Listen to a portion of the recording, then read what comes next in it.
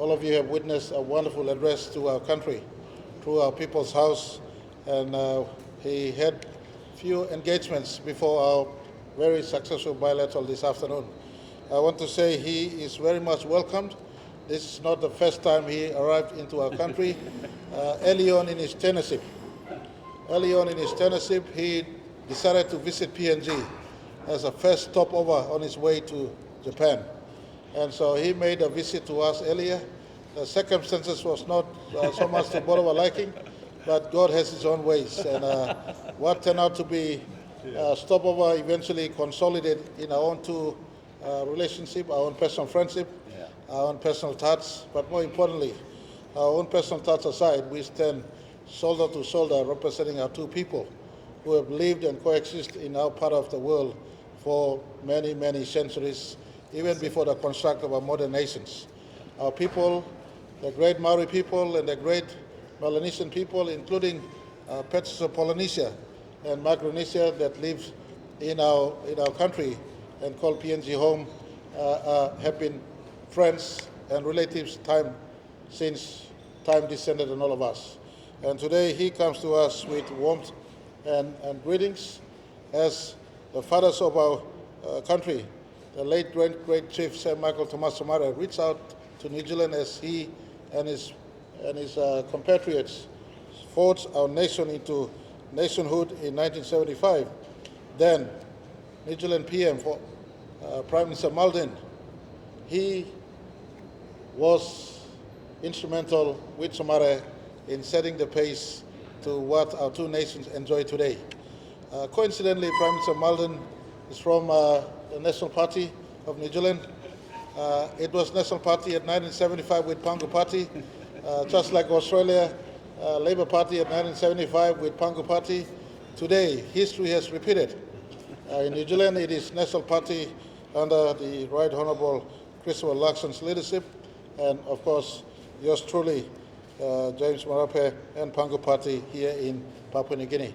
We are blessed to have our predecessors who set pace very well for our two nations to enjoy this warmth in relationship. I want to say to Papua New Guineans who are listening in, tuning in, New Zealand do not need Papua New Guinea to survive on the face of planet Earth. They can exist successfully without Papua New Guineans in as far as the circle of relationship is concerned. And I want to say, Prime Minister, the last 50 years, you have embraced us consistently, unfailingly, kept us close to your heart, from the missionary context, from government context, from people-to-people context. And I want to say in this media conference, in the face of our 50th, you choose to come out and to give respect to my people and my country by your physically coming here. Thank you very much. Kia ora, Bikla Hammas Long Yu. I want to say that New Zealand and PNG has been closest of all close friends. This bilateral meeting consolidates on what we have started personally. When I met Prime Minister Luxon in our last meeting in New Zealand, we did our statement of partnership 2025 to 2029. In that, we looked at how our two governments could work together and consolidate and people-to-people exchange flow, our state institutions flow, our government departments and services and their services exchange. Papua New Guinea is better off and richer with our enriching partnership and enduring partnership with New Zealand. Our education department will flourish working side by side with the educational departments New Zealand has. Our agriculture, our trade and commerce, our own other aspects of our bilateral relationship will grow from strength to strength. We have health and education, agriculture and rural development, defense and police cooperations, our climate change and conversations, including conversation on clean energy, as well as our focus on trade, has been a deep part of our conversation today. New Zealand has embraced us more bigger, better, and has assured our country that from today on and to the next 50 years, and as a nation looks back from 100 years, you could surely count on New Zealand as a consistent, steady partner along the way. And I want to say thank you very much. Bikla, thank you, Tomas. Kia ora, thank you for your continuous embrace to my country and the assurance that 50 years on, or going beyond into the next 50, New Zealand will stand with PNG every step of the way. We discussed on how we could import capacity from them, the ICT capacity, other service capacities, as well as looking at how our two nations could coexist, trading and people to people going forward. Papua New Guinea, you've been talking about visa, for instance, for a long, long time, Australia and New Zealand visas. Well, our cousins in New Zealand have stepped up the visa game, given us easier, better access to New Zealand than we have elsewhere. And so our students, our business, we have businessmen in New Zealand also. When I was last down there was a constructor, Papua New Guinean businessman in the construction space. Carpenter and a plumber, Minotok Bigla constructor. There's a carpenter doing those, laying the tiles in New Zealand, operating as a businessman. We have engineers working there. We have others. Today, Prime Minister announced that visa, ease of access to New Zealand through the new visa arrangements makes us all the reason to celebrate.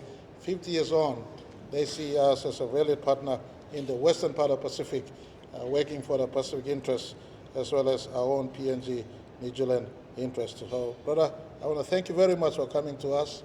I want to wish you all the very best in continued leadership in our shared space. Our leadership conversation is not just PNG and New Zealand, but sharing podium in the Pacific Island Forum Nation. New Zealand is a very senior leader of the Pacific Island Forum Nations. They have the distinct role to play in that space. PNG also have our own space and our own role to play. We look forward to complement each other as we construct our two people and our Pacific future together going forward. My brother, I leave the rest to you and as we discuss on our meetings inside. Thank you, mate. Welcome. Well done, well done. Well, kia ora, good evening, everybody. Can I just say thank you again for waiting as media. Can I just say to Prime Minister Marape, thank you for the friendship, thank you for the partnership. You are a hugely respected leader across the Pacific, one of our most experienced leaders, and it's always good to spend time with you as we discuss both our bilateral relationship but also observations we have within the region as well. To all Papua New Guineans, I hope that you feel incredibly proud of the nation that you have built over the last 50 years. Papua New Guinea is an important country. It's an important country for the Indo-Pacific region. It's an important country within our Pacific Island Forum nations as well. And that is because you are a bridge between Asia and also the Pacific. And when I think about the future for the next 50 years, it's incredibly exciting. You should be very proud and celebrate well what's happened in the last 50 years, but it's important that there is a pathway to go forward. And I know in our conversations you feel very strongly about how to continue to develop the country so that you can lift the standards of living for all your people as well. I'm very grateful for the personal friendship, Prime Minister. We did get to know each other inadvertently when my plane broke down while I was refuelling here in Port Moresby on my way to Japan, and that led to an incredible meeting that extended out to 4 hours. And importantly, this is a very talented Prime Minister. He can run a country, but he can also check me in on an Air New Guinea flight to Hong Kong on to Japan, and I was always so touched by that, and we've become very firm and very close and very good friends subsequent to all of that. So I'm very grateful my plane broke down and we got to spend time together. Our chance, as we've got to spend time together, we've focused on our new statement of partnership. Of course, that is an opportunity for us to drive deeper trade and economic relationship between our two great countries. It's also a chance for us to develop more defence and security ties, and obviously to accelerate our people-to-people connections. And that's really been the focus of what we've been talking about in our bilateral meeting. But it's also been a lot of what the focus of my visit has been since I arrived here yesterday. To have the state dinner that we had last night, to meet the Governor-General, to have the huge honour and privilege to speak in the Parliament, to spend time with the Marape family at the High Commission, to spend time with our Defence Forces and seeing how they are working and training and working together, as well as obviously the work that we're doing around accelerating eye care and immunisations for polio and other things. It's been really special visits. So again, can I just say on behalf of New Zealand and all New Zealanders, we wish all Papua New Guineans well as you celebrate this incredible milestone of this amazing achievement.